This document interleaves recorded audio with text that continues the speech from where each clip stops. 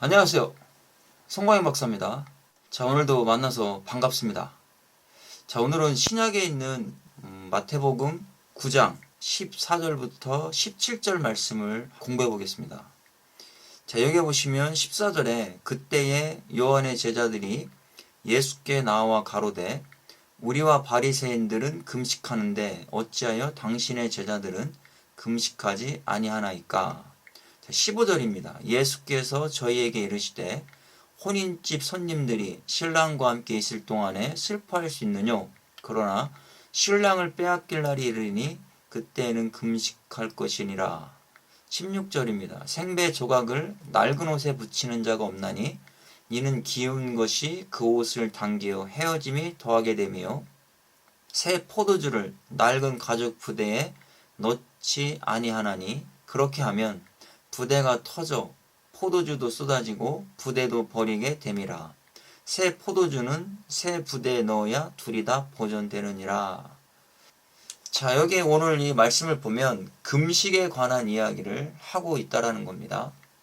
바리새인들이나 또 세례 요한의 제자들은 금식을 했다라는 것이죠. 자, 일주일에 2번씩 금식을 했다라는 겁니다. 그 당시에 보면 월요일과 목요일 이렇게 2번씩 정기적으로 금식을 하게 되고요. 또 뭐 속죄일이라든가 불임절, 예루살렘 성이 함락되던 그때에 금식을 했다라는 것이죠. 자, 그렇다면 이 시대에 우리가 금식할 때는 언제입니까? 자, 이스라엘 백성들도 자기의 뭔가 그 금식일을 정해놓고 자기가 모든 상황들을 보면서 금식을 했는데, 자, 우리가 금식할 때를 보면 영적인 금식보다는 육적인 금식이 더 많다라는 것이죠. 뭔가 나에게 문제가 와서 그 문제가 해결되지 않고 풀어지지 않을 때 우리는 금식하게 됩니다.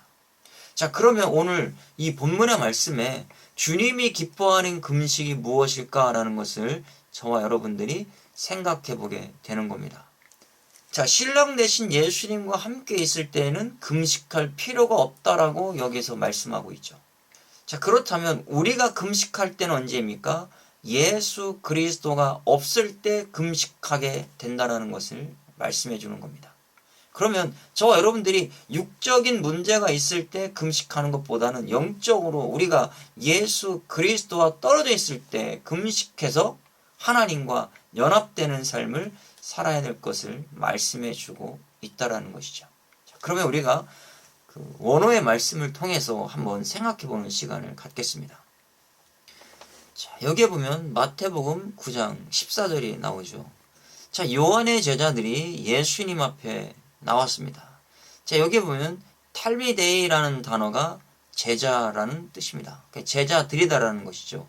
자, 제자는 어떤 사람들입니까? 배우는 사람이죠. 자, 이 제자라고 하는 이 단어 속에는요, 배우다라는, 가르치다라는 뜻이 있습니다.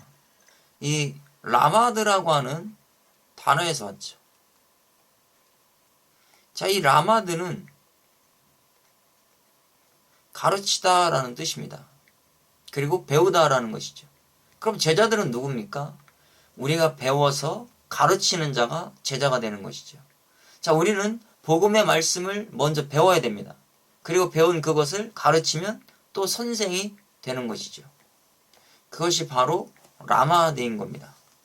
자, 그러면 이 바리새인들이 우리는 정기적으로 금식을 한다는 것이죠. 금식을 하는데 왜 당신의 제자들은 금식하지 않습니까? 그랬어요. 자, 여기서 이 금식이라고 하는 단어가 참임이라고 되어 있잖아요. 자, 여기에 금식이 초미라는 단어입니다.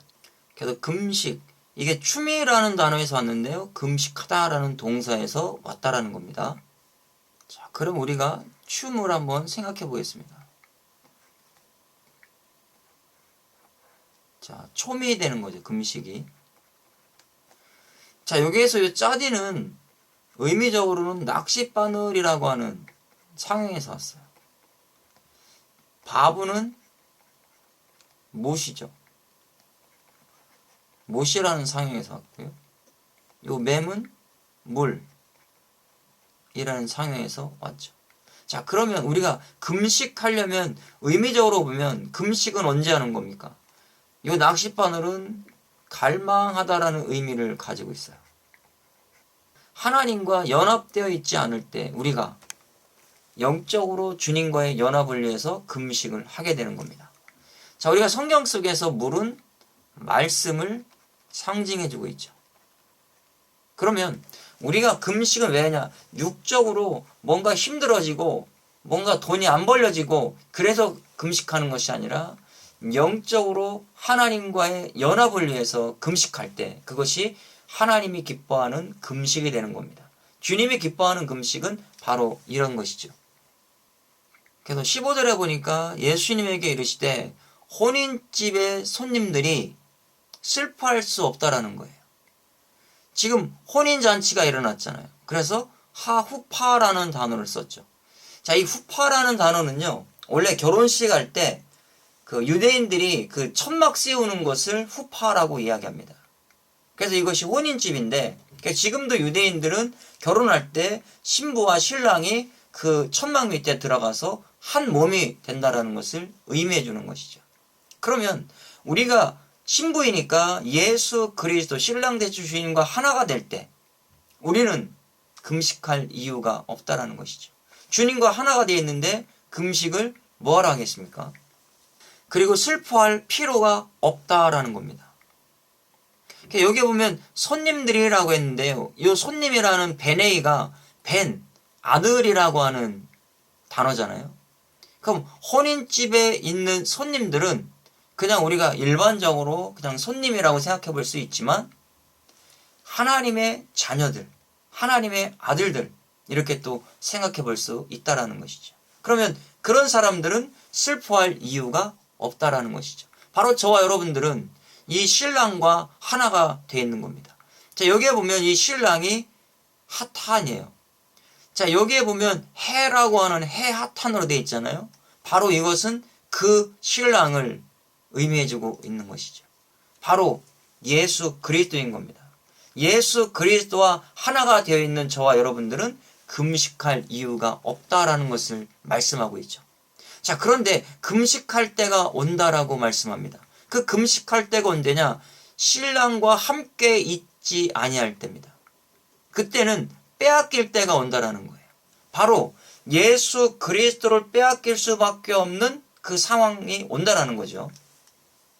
자, 여기에 베루카흐라는 단어를 썼어요. 자, 라카흐라는 단어입니다. 이 단어는 취하다라는 단어예요. 그러니까 빼앗기고 취해질 수밖에 없다라는 것이죠. 다른 사람들이 취해 가버리는 겁니다. 그러니까 신랑 대신 예수 그리스도를 강압적으로 누군가가 빼앗아 간다라는 겁니다.